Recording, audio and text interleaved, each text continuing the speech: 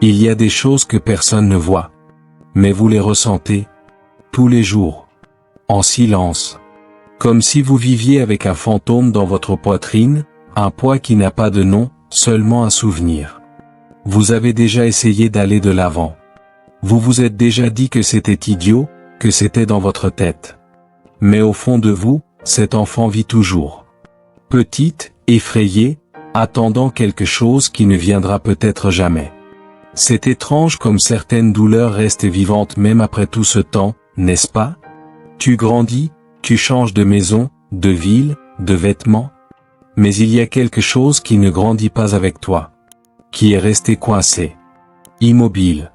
Dans ce coin de ton enfance où personne n'est venu nettoyer. Et tu as appris à le cacher. À le dissimuler dans le rire, dans la précipitation, dans la force. Mais quand tout se tait la nuit, sous la douche, ou dans cette pause inopinée, elle revient. De la même manière. Avec la même odeur. La même voix. Carl Jung, le maître qui a dévoilé les profondeurs de la psyché humaine, disait que ce qui n'est pas ramené à la conscience réapparaît comme destin. Et c'est peut-être pour cela que vous continuez à vivre les mêmes douleurs avec des visages différents. Ce n'est peut-être pas de la malchance. C'est peut-être juste, l'enfance qui vous appelle. L'enfance vous appelle. Pas avec des mots, mais avec des répétitions. Elle apparaît dans les relations qui vous rendent anxieux. Dans la peur irrationnelle d'être abandonné. Dans la difficulté à faire confiance, même à ceux qui ne vous ont jamais fait de mal. Parce que quand vous étiez petit, vous avez appris que l'amour pouvait faire mal. Que l'attention avait un prix. Que pleurer était mal, que ressentir était trop, que vous preniez trop de place. Et alors vous vous êtes modelé. Vous êtes devenu quelqu'un qui plaît, qui devine ce que les autres veulent, qui s'excuse même d'exister. Et parfois, vous ne vous en rendez même pas compte. Tu ressens juste cette angoisse, comme si tu devais quelque chose tout le temps. Ces marques de l'enfance n'apparaissent pas sur les vieilles photos.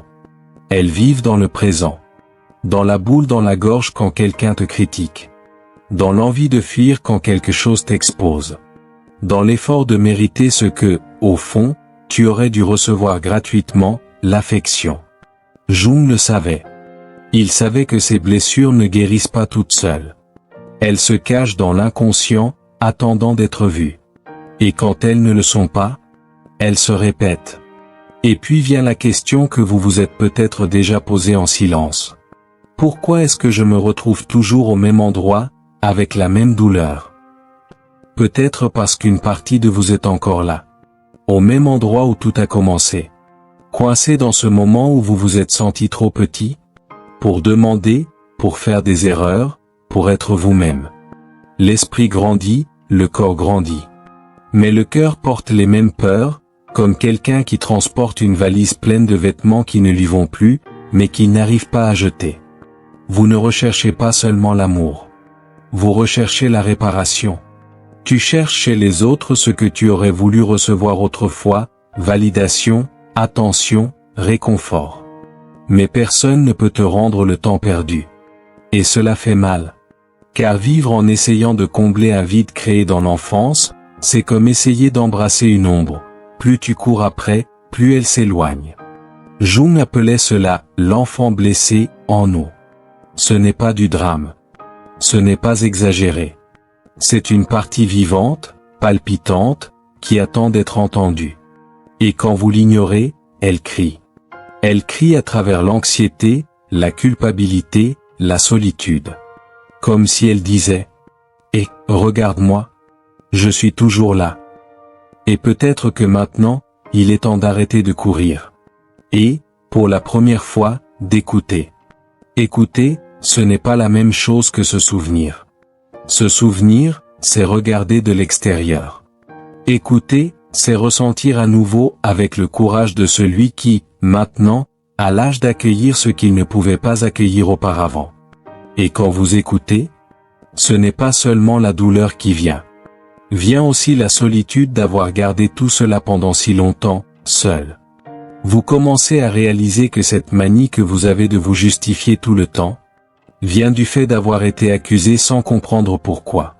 Que votre peur de déranger, vient du fait d'avoir appris que vos pleurs dérangeaient. Que ce besoin d'être parfait est né de la peur d'être rejeté pour être simplement humain.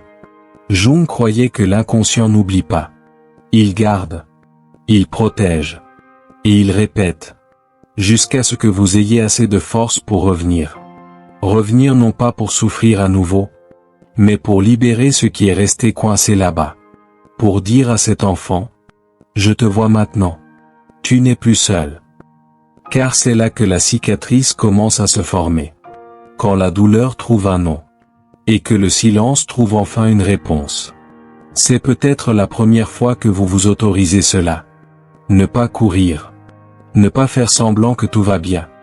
Ne pas essayer d'être forte à l'extérieur alors que tout se brise à l'intérieur. Tu ressens simplement. Et tu ressens avec vérité. Avec la vérité de celui qui en a assez de se cacher. C'est étrange, n'est-ce pas? Comment regarder en arrière peut être plus effrayant que n'importe quelle peur de l'avenir. Mais c'est en regardant en arrière que tu comprends le présent. Vous réalisez que ce sentiment de « je ne suis pas à la hauteur » n'est pas le vôtre, il vous a été imposé. Par des mots trop durs, des absences trop importantes, des attentes qu'aucun enfant ne pourrait satisfaire. Vous commencez à séparer ce qui vous appartient de ce qui vous a été donné. Et c'est une étape silencieuse, mais immense. Jung appelait cela l'individuation. Le processus de retour à soi. Pas pour devenir quelqu'un d'autre, mais pour récupérer ce qui t'a toujours appartenu, mais que tu as dû cacher pour survivre. Car c'est ce que font beaucoup d'enfants, ils survivent. Et maintenant, il est peut-être temps de vivre. Mais vivre en toute sincérité exige une chose difficile. Se pardonner tout ce que l'on a fait pour tenir le coup. Se pardonner, ce n'est pas oublier. Ni faire semblant que rien n'a fait mal. C'est regarder en arrière et dire « Je comprends pourquoi tu as fait ça. Je comprends pourquoi tu t'es tu, pourquoi tu t'es enfui, pourquoi tu t'es caché. Je comprends pourquoi tu as accepté si peu, pensant que c'était ce que tu méritais. Tu as fait ce que tu pouvais avec ce que tu avais. Avec les peurs que personne n'a vues. Avec les vides que personne n'a voulu combler. Avec l'absence de câlin, d'écoute, de présence. Et tout cela t'a façonné. Mais cela n'a plus besoin de te façonner maintenant. Car lorsque tu commences à te pardonner, quelque chose change. La voix dans ta tête devient moins cruelle. Elle commence à parler plus calmement. Plus comme un ami, moins comme un juge. Et ce changement, aussi minime soit-il, ouvre un espace. Un nouvel espace, là où avant il n'y avait que des exigences. C'est dans cet espace que quelque chose commence à naître. Lentement, comme quelqu'un qui a encore peur. Mais ça naît. La possibilité de se réécrire. Se réécrire, ce n'est pas effacer ce qui a été. C'est écrire par-dessus, avec de nouveaux mots. Avec l'encre de la conscience, de la compassion, du choix. Tu ne cesses pas d'être qui tu étais. Mais vous devenez aussi celui que vous décidez d'être maintenant. Avec tout ce que vous avez appris en ressentant trop. Avec tout ce que vous avez survécu en vous taisant trop. C'est à ce moment-là que le passé ne commande plus tout. Il existe toujours, certes. Mais il cesse d'être le maître de votre histoire. Il en devient une partie, et non plus le centre. Et quand cela se produit, quelque chose de curieux apparaît. Vous commencez à regarder les autres avec plus de légèreté également. Vous réalisez que beaucoup de gens essaient de vivre avec leurs propres blessures ouvertes. Que cette froideur, cette distance, n'est peut-être qu'une peur déguisée. Vous créez un espace à l'intérieur. Et cet espace devient un refuge. Pour vous. Et pour ceux qui entreront dans votre vie à partir de maintenant. Jung disait que l'âme ne supporte pas le mensonge. Et c'est peut-être pour cela que maintenant, tout ce que vous voulez, c'est vivre vraiment. Sans masque. Sans répéter ce qui vous a blessé. Et pour cela, il y a une dernière étape. Peut-être la plus difficile, faire confiance. Faire confiance après tout? C'est comme marcher pieds nus sur un sol en verre. Vous avancez avec crainte. Lentement. En testant chaque pas comme quelqu'un qui porte un cœur fraîchement recousu. Mais faire confiance, ce n'est pas oublier ce qui vous a blessé. C'est ne pas laisser cela définir à jamais ce que vous pouvez vivre. Car même avec les marques de l'enfance, il y a encore en vous une partie qui croit. Qui croit en l'affection sans exigence. En la présence sans peur. En l'écoute qui ne juge pas. C'est cette partie qui a survécu à la douleur. Et qui maintenant veut plus que survivre et elle veut se permettre. Jung disait que là où il y a une blessure, il y a aussi une possibilité de guérison. Mais pas une guérison magique, sans effort. C'est la guérison qui vient de la rencontre, avec l'autre, avec la vérité, avec soi-même. Vous n'avez pas besoin de faire confiance à tout le monde. Il suffit de commencer par croire que c'est possible. Possible d'être vu. Possible d'être accepté, même avec des cicatrices. Possible d'être aimé, même avec des parties manquantes. Et quand vous commencez à faire confiance, quelque chose en vous s'apaise. Comme si, pour la première fois, vous pouviez vous reposer. Vous reposer sans avoir peur d'être vous-même. Se reposer? Cela semble simple, mais pour ceux qui ont grandi en état d'alerte, c'est presque un acte de courage. Le courage de baisser la garde. D'exister sans rien prouver. De ne pas courir après ce qui aurait dû venir à vous.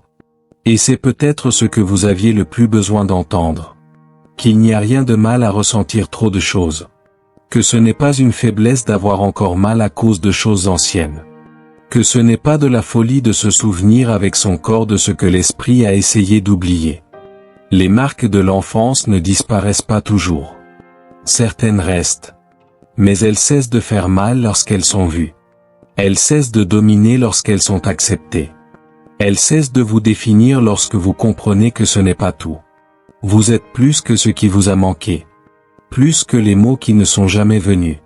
Plus que les silences qui vous ont appris à ravaler vos larmes.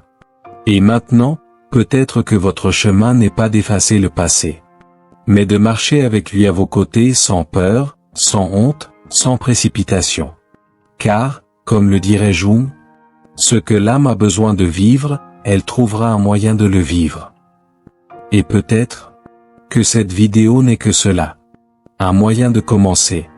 Si cette vidéo a touché une partie de vous qui reste habituellement silencieuse, laissez un commentaire. Même si ce n'est qu'un simple, je ressens la même chose. Parfois, le simple fait de savoir que nous ne sommes pas seuls, commence déjà à soulager la douleur. Si vous connaissez quelqu'un qui porte ces marques, partagez. Parfois, c'est ainsi que commence la prise en charge par un mot, une vidéo, un geste qui arrive sans prévenir. Et si vous sentez que cet espace vous accueille, abonnez-vous à la chaîne. Ici, nous ne promettons pas de réponse facile. Mais nous offrons quelque chose de rare, un endroit où l'on peut ressentir sans précipitation. Sans peur. Et, petit à petit, avec plus de légèreté.